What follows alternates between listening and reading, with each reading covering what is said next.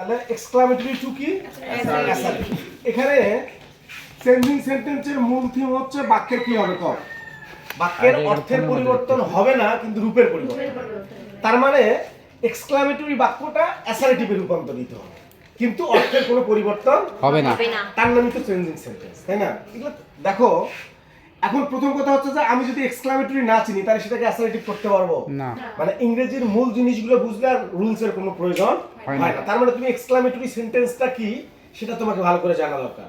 তারপর অ্যাসার্টিভ সেন্টেন্সটা আসলে কিভাবে তৈরি হয় সেটা তোমাকে জানা দরকার, তাই না? অর্থভেদে সেন্টেন্স 5 প্রকার, তাই না? অ্যাসার্টিভ, ইন্টারোগেটিভ, ইম্পারেটিভ, অবজেক্টিভ আর একটা এক্সক্লামেটরি। আর গঠনভেদে হচ্ছে কয় প্রকার? 3 প্রকার, সিম্পল, কমপ্লেক্স, কম্পাউন্ড। আমাদের কিন্তু চেঞ্জিং সেন্টেন্সের আমি তোমাকে বলছিলাম যে চেঞ্জিং সেন্টেন্সের পার্ট হচ্ছে এই 5 প্রকার অর্থভেদে, গঠনভেদে কয় প্রকার? 3 প্রকার। ভয়েস, সেন্স, ডিগ্রি, কয়টা হলো? এই যে আইটেমগুলো এগুলো হচ্ছে মূলত কিসের পার্ট? চেঞ্জিং সেন্টেন্সের অংশ।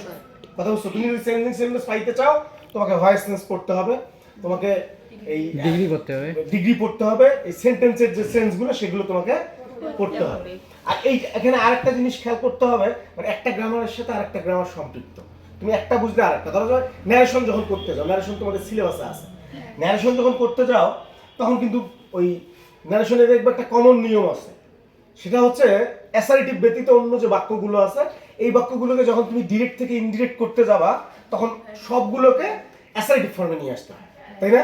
ইন্টারোগেটিভ বাক্য তুমি ধরো যে একটা দেখাই দিই আগে তারপরে বলতেছি, হ্যাঁ, বুঝতে তোমাদের সুবিধা হবে। ধরো এরকম একটা বাক্য আছে, he said to me, comma, inverted comma, লিখলাম যে what's your name, what's your name, সহজ, হোয়াটস ইউর নেম। সহজ উদাহরণ দেই কারণ তোমরা যাতে সহজে বুঝতে পারো।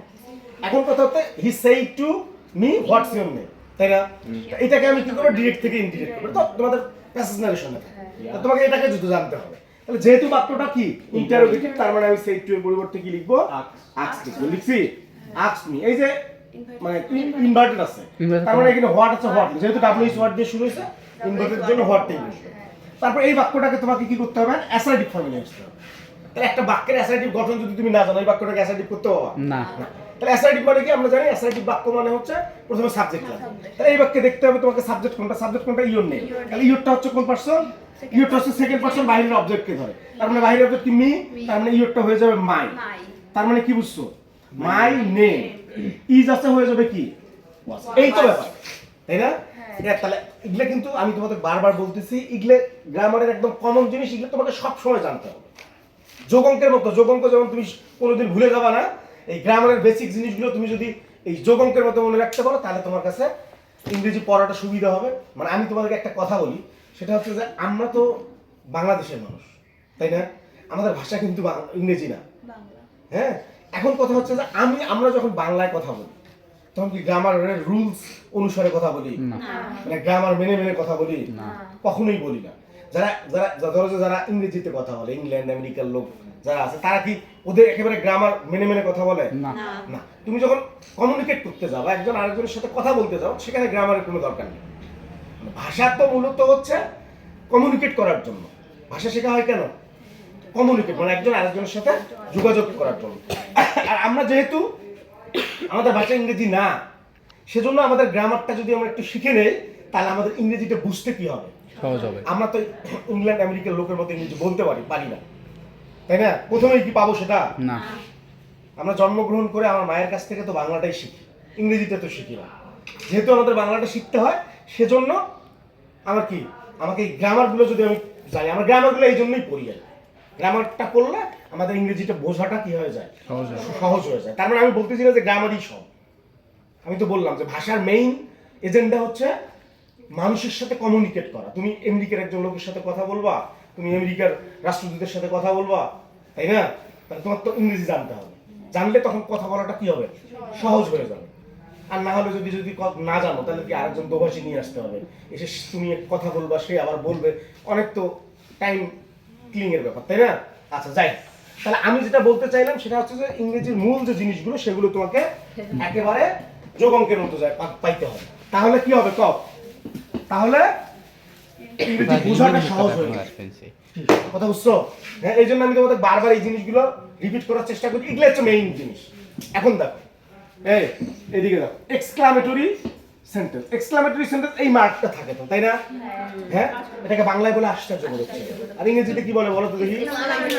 এক্সক্লামেশন মার্ক, তাই না? এটাকে ইংরেজিতে বলে মুসা এক্সক্লামেশন মার্ক অথবা সাইন অফ এক্সক্লামেশন, তাই তো? হ্যাঁ, এটার কাজ হচ্ছে কি করে, কোনো মানে আশ্চর্য কোনো কিছু অথবা আবেগ প্রকাশ করা। আবেগ বলতে কি? আবেগ বলতে এক কথা সেখানে কি বোঝায়? আবেগ বলতে সেখানে আনন্দ বোঝায়, দুঃখ বোঝায়, রাগ বোঝায়, অভিমান বোঝায়, ঘৃণা বোঝায়, সব তো। সেটা হচ্ছে কি এক্সক্লামেশন। আর এই বাক্যগুলো, এই টাইপের বাক্যগুলোকে প্রকাশ করতে গেলে এক্সক্লামেশন মার্ক লাগে। কথা কি বুঝছো? এই জন্য এই বাক্যের নাম হচ্ছে কি? এক্সক্লামেটরি। আমি এখানে তোমাদের যখন আমি মানে বাক্যের এমনি গঠন পড়াইছি, আগেও পড়াইছি যে এক্সক্লামেটরিটা হচ্ছে, এক্সক্লামেটরি কমন, সেটা কমন ওয়ে হচ্ছে যে এই এক্সক্লামেশন মার্কটা থাকতে হবে, তাই না? আচ্ছা, তারপরে কি এই এক্সক্লামেটরি বাক্যটা ইন্টারজেকশন ওয়ার্ড দিয়ে শুরু হয়। এখন কথা হচ্ছে যে ইন্টারজেকশন ওয়ার্ডটা কি?